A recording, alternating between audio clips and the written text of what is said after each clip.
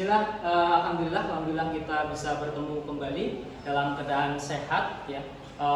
Puji syukur kehadirat Allah Subhanahu wa taala yang telah memberikan kesehatan bagi kita sehingga kita bisa bertemu kembali ya, tanpa halangan apapun ya. Yang kedua, sebelum memulai kita awali dengan berdoa terlebih dahulu ya. Silakan untuk ketua paket bisa memimpin doa. Sikap berdoa. Sebelum memulai kegiatan pembelajaran pada pagi hari ini, alangkah baiknya kita berdoa terlebih dahulu. Berdoa mulai. Raditu billahi rabba wa bil islami dina wa bi Muhammadin nabiyyan wa rasula. Rabbi zidni ilma warzuqni fahma. Allahumma la sahla illa ma ja'altahu sahla wa anta taj'alul hasna idza syi'ta sahla. Ya, oke, terima kasih semuanya. Mungkin kita cek dulu kehadiran dari kelas ini. Bagaimana, adakah yang tidak berangkat hari ini? Iya. Ya, berarti kita bisa melanjutkan pembelajaran kita hari ini. Semoga nantinya apa yang kita pelajari bisa bermanfaat. Amin. Amin. Baik, sebelum mulai silakan anak-anak bisa menyiapkan perangkat belajarnya ya, buku sosiologi, buku tulis ya. Dan juga cek tas-tas yang masih di bawah bisa diletakkan di tempat yang semestinya biar lebih nyaman untuk belajar ya. Silakan.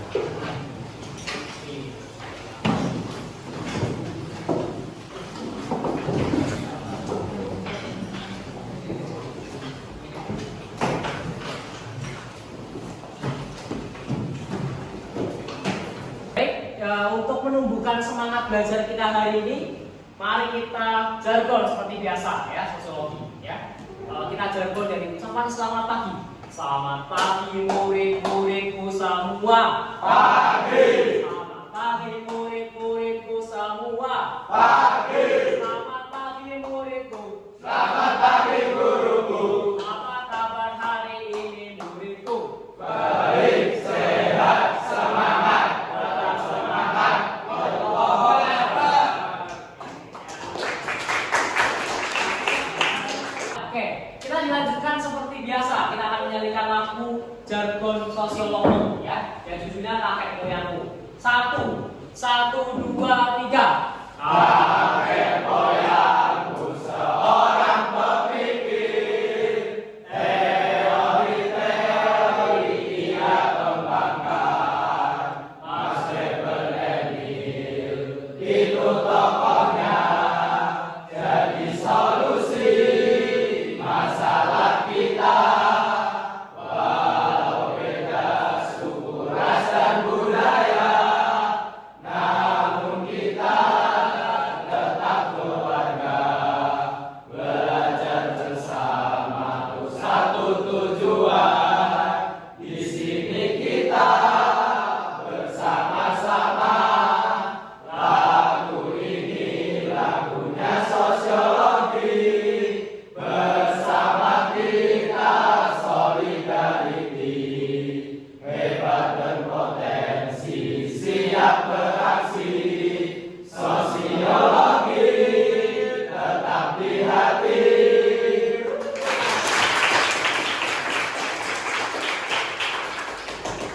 Baik anak-anakku, sebelum memulai kita akan saya akan menjelaskan ya tujuan pembelajaran hari ini. Nah, yang jelas kalian bisa lihat siswa aktif melakukan analisis tentang konsep permasalahan sosial ya, akibat pengelompokan sosial yaitu eksklusivisme dan partikularisme. Nah, menggunakan metode yang tepat, nanti metode yang kita gunakan adalah kelompok investigasi gitu ya. Nah, untuk mengamati, menanya, mengumpulkan informasi, menganalisis, menarik kesimpulan sampai nanti ada pengkomunikasian hasil dari analisis tersebut. Nah, nanti diakhiri dengan diskusi solusi terhadap kasus yang ada. Oke, begitu ya, paham ya? Ya, baik. Sebelum memulai, review dulu materi yang sudah kita pelajari sebelumnya ya. Kita sebelumnya sudah mempelajari kelompok sosial di bab sebelumnya dan permasalahan sosial dari definisi sampai karakteristik sampai teori-teorinya. Nah, yang mau saya tanyakan ke kalian adalah apa itu kelompok sosial? Kenapa hidup kita itu tidak lepas dari kelompok? Siapa yang mau menyampaikan pendapat? Ya, silakan Juang. Ya, kelompok sosial merupakan realitas sosial dalam kehidupan manusia dan sebagian besar kegiatan manusia berlangsung di dalamnya. Atau bisa dikatakan bahwa kelompok sosial itu merupakan kumpulan manusia yang memiliki kesadaran bersama dan memiliki pola interaksi yang sama. Oke, ya, tepat sekali ya. Lalu bagaimana permasalahan sosial? Ya, bagaimana kita memahami permasalahan sosial? Ada yang mau menyampaikan pendapat? Saya, Pak. Oke, silakan. Ya. Menurut saya merujuk pada kondisi ketidaksesuaian atau ketidakinginan oleh sebagian besar masyarakat karena tidak sesuai dengan nilai, norma, harapan atau standar hidup yang ada dan permasalahan sosial berpotensi membahayakan orang lain. Oke, terima kasih. Lalu apa pentingnya sih kita mempelajari permasalahan sosial? Coba Anda menjelaskan. Ya, silakan Azam. Ya, sebagai manusia kita lihat dari bahwa kodrat kita ini sebagai makhluk sosial yang berdampingan dan saling membutuhkan satu sama lain. Tentunya masalah-masalah dalam masyarakat ini tidak bisa kita hindari dan pasti akan terjadi di dalam masyarakat. Nah, tugas kita sebagai pelajar itu berpikir kritis dan menyikapi masalah-masalah tersebut sampai berkontribusi dan memberikan penalaran dan pemecahan masalah. Oke, ya, tepat sekali. Nah, hari ini ya sesuai saya yang sudah kita pelajari di kita sudah sampaikan di tujuan pembelajaran ada kaitannya kelompok sosial dengan permasalahan sosial. Nah, salah satunya adalah praktik partikularisme dan sikap-sikap eksklusivisme. Nah, sebelum itu kita akan mempelajari dari sebuah video inspiratif terkait dengan bagaimana inklusi dan persatuan. Ya, kita simak videonya. Sudah siap untuk menonton? Siap. Kita lihat videonya bersama-sama.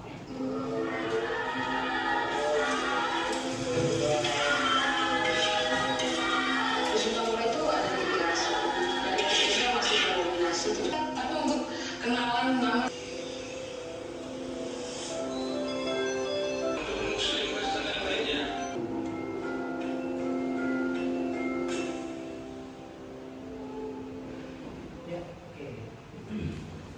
Ya, baik. Setelah melihat video tersebut, ya, kira-kira pelajaran apa yang bisa kita ambil dari video tersebut? Terkait dengan inklusi, bagaimana praktek inklusi, pembangunan yang inklusi. Bagaimana? Siapa yang mau menyampaikan pendapat? Silakan. Ya, silakan Anda.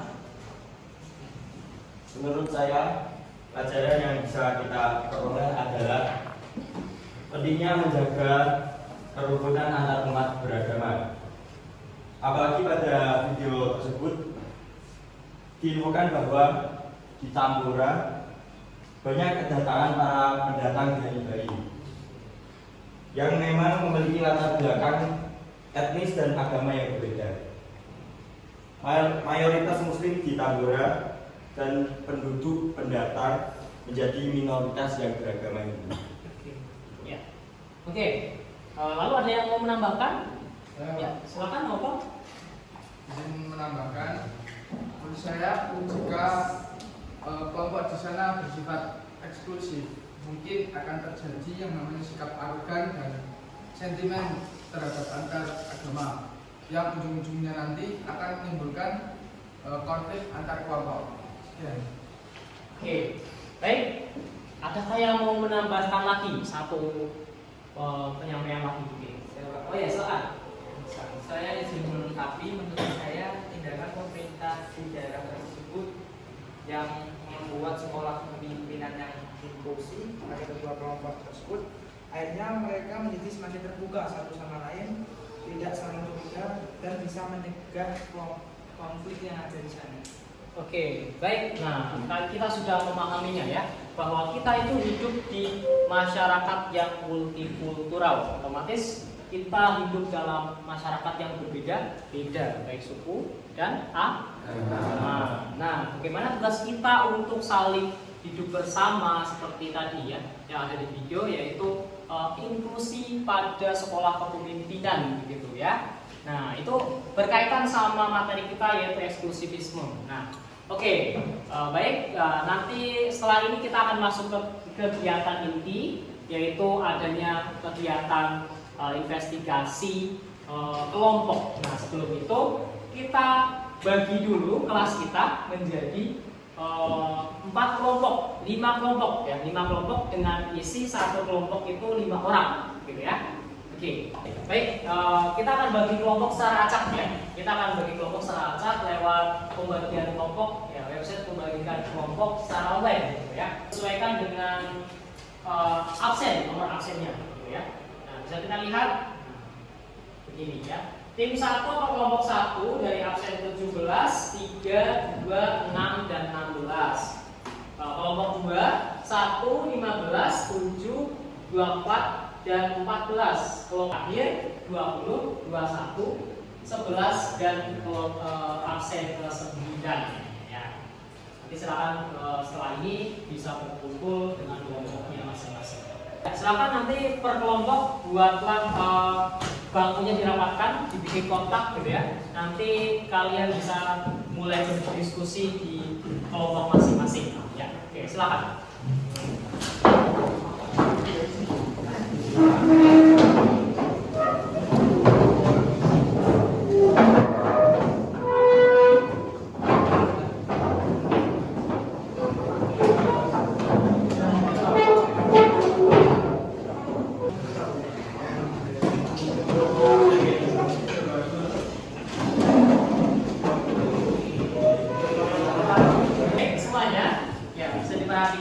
Jadi saya akan bagikan lembar ya, lembar diskusi berkaitan dengan materi eksklusivisme dan partikulisme. Silakan bisa disimpan dulu.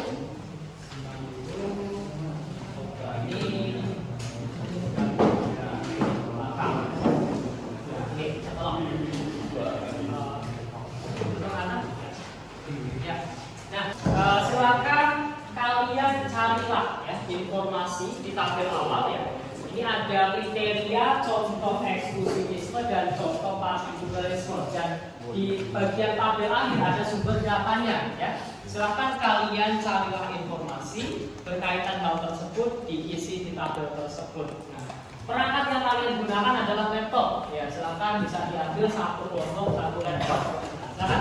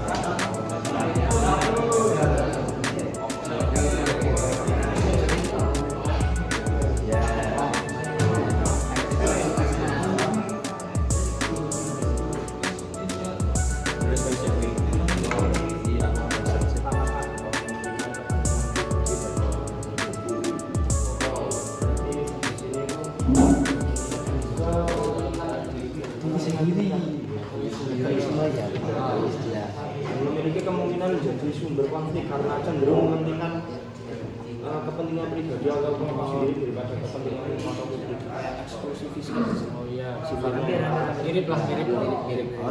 Ya ya.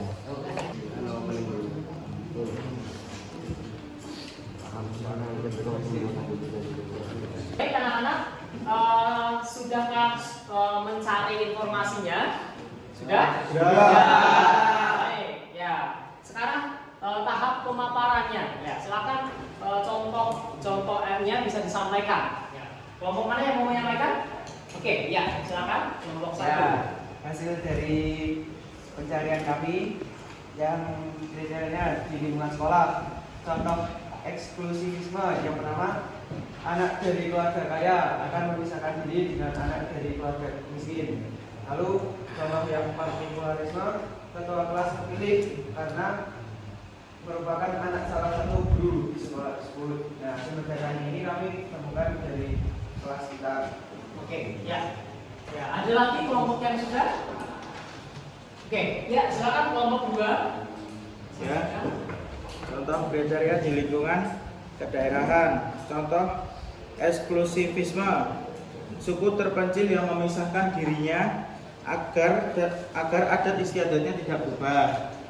Lalu contoh partikularisme, memiliki kepala daerah berdasarkan suku, bukan berdasarkan kompetisi individu. Sumbernya pendidikanku.org /2020 /06 pengerti eksklusivisme.html. Ya, oke, ya. Terima kasih. Selanjutnya, satu kelompok lagi mungkin disampaikan. Ya, Pak Istiqo. Oke, silakan. Ambil dari kriteria lingkungan kerja. Contoh dari eksklusifnya. Lingkungan eksklusif di tempat kerja saling berkelompok sesuai dengan kelas sosialnya. Misalnya kelas atas seperti manajer dan kelas bawah seperti para pekerja. Dan contoh dari partikularisme, contoh fenomena orang dalam, budaya memilih atau merekrut tenaga kerja yang memiliki relasi kekerabatan atau orang terdekat. Orang bisa masuk dengan mudah tanpa tes. Dan sumber data ini kami dapatkan dari Inclusive Employers. Oke, ya, terima kasih. Ya. Oke, contoh semua yang kalian paparkan sudah tepat semua.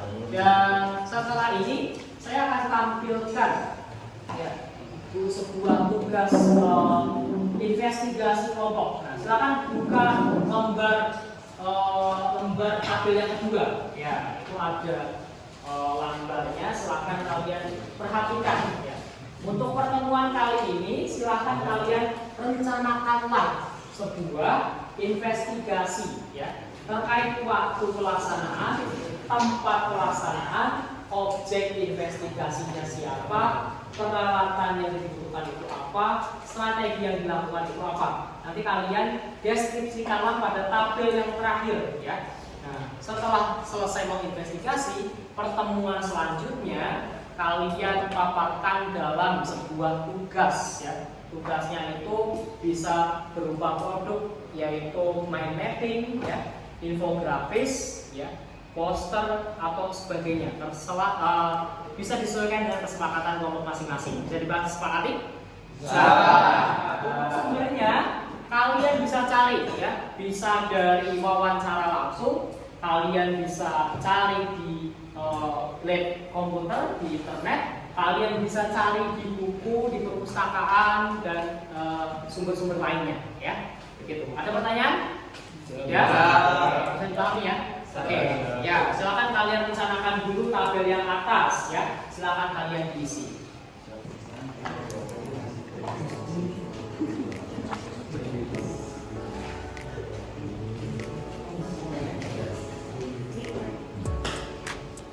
Objek yang dijadikan di masa ini.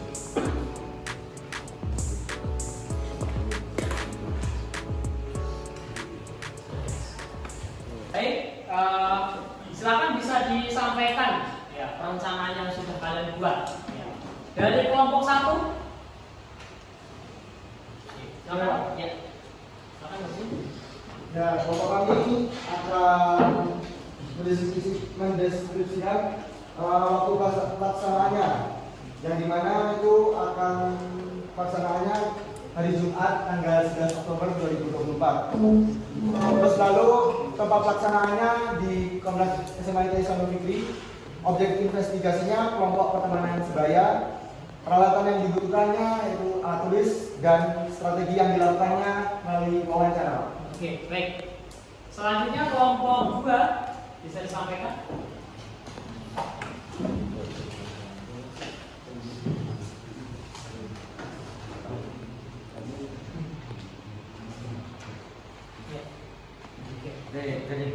Kriteria investigasi disesuaikan sebagai berikut. 1. Waktu pelaksanaan Kamis 10 Oktober 2024. 4. Pelaksanaan SMIT Salul Fitri Objek investigasi kelompok pertemanan sebaya. Peralatan yang dibutuhkan: alat tulis, strategi yang dilakukan, wawancara. Identifikasi kasus. Kasus yang diidentifikasi adalah eksklusivisme pada kelompok teman sebaya. Oke. Ya, cukup. Ya, rencananya sudah. Dan kelompok 3 silakan disampaikan. Kapan kalian akan melakukan investigasi dan rencananya bagaimana? Ya, untuk kelompok kami akan melakukan investigasi waktunya ya Sabtu 12 Oktober 2024. Untuk tempat pelaksanaan kami akan melaksanakan atau melakukan investigasi di SMIT Salul Fitri, SMA kita tercinta. Ya, kemudian objek investigasinya adalah kelompok pertemanan sebaya, dan untuk peralatan yang dibutuhkan alat tulis dan semacamnya. Kemudian strategi yang kita lakukan adalah wawancara. Terima kasih. Oke, ya. Oke, baik. Semuanya sudah menyampaikan rencananya. Pertemuan hari ini kita cukupkan ya. Besok kita ketemu lagi dengan presentasi dan diskusi, gitu ya. Ada pertanyaan sebelum saya tutup? Tidak? Oke, terima kasih. Ya, wassalamualaikum warahmatullahi wabarakatuh. Waalaikumsalam warahmatullahi wabarakatuh.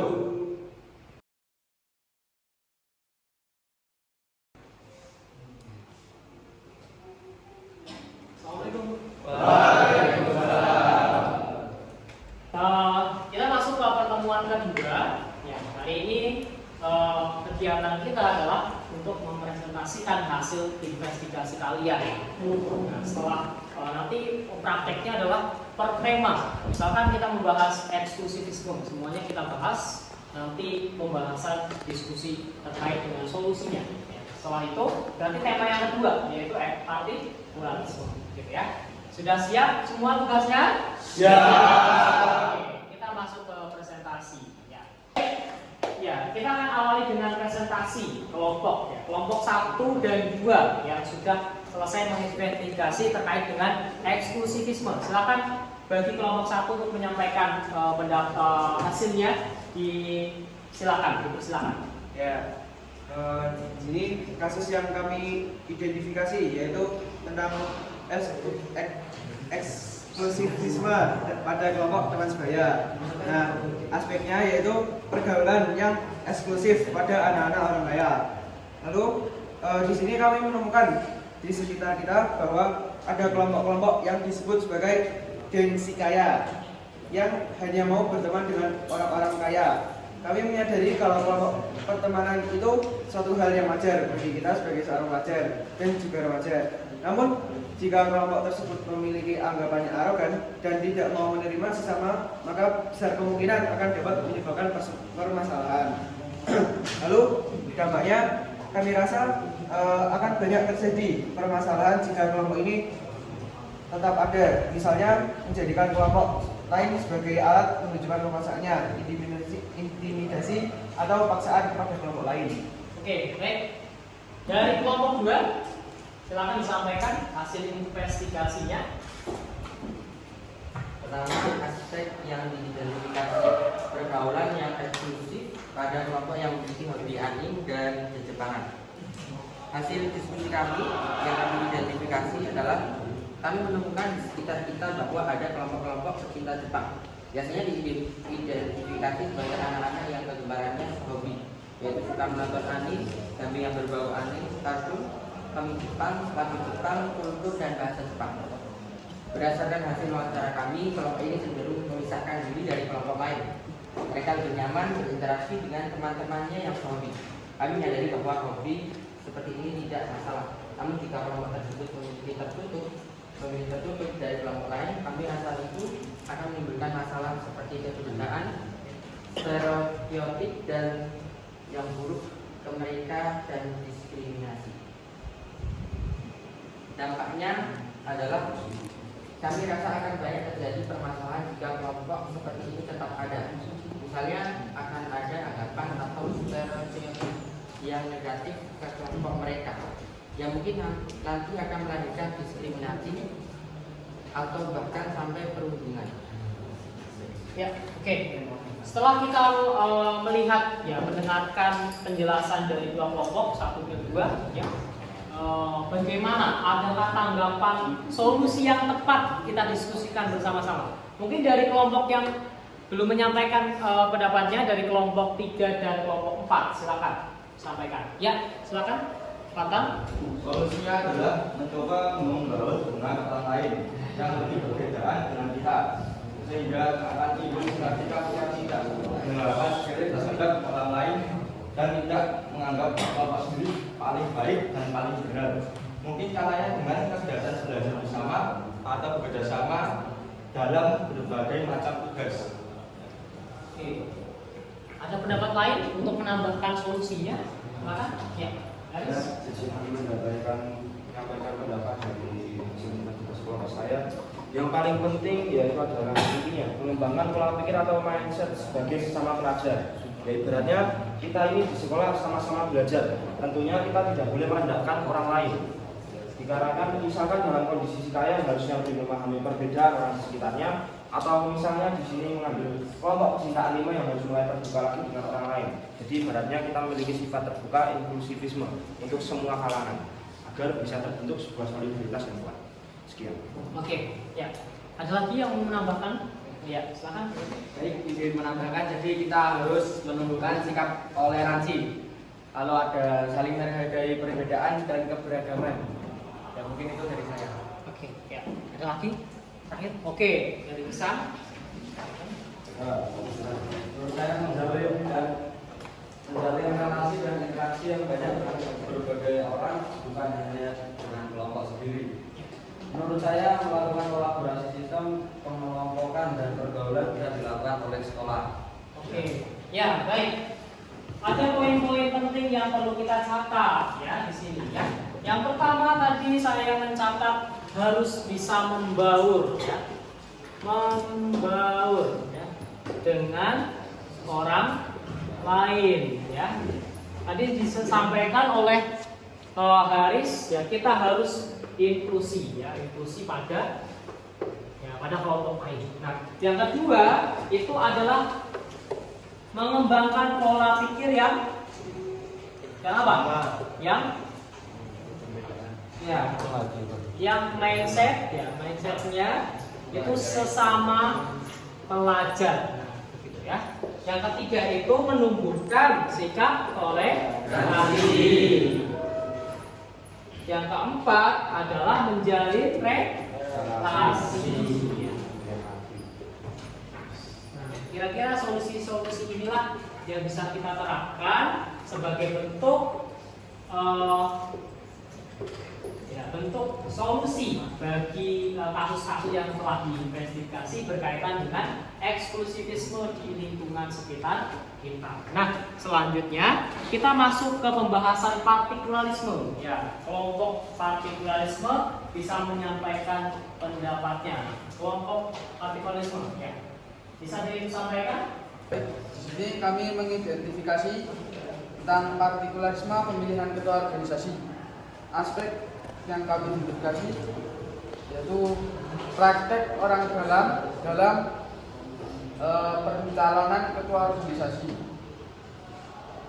Kami menemukan adanya praktek keberpihakan yang tidak objektif pada penyelenggaraan pemilihan ketua organisasi sebelumnya.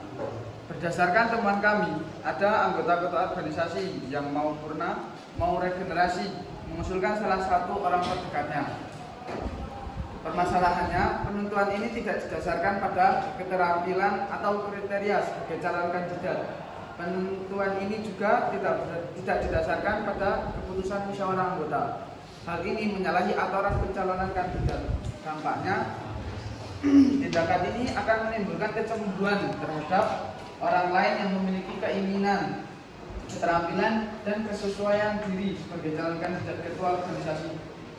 Kami khawatir jika tindakan ini dibiarkan akan melahirkan konflik antar sesama.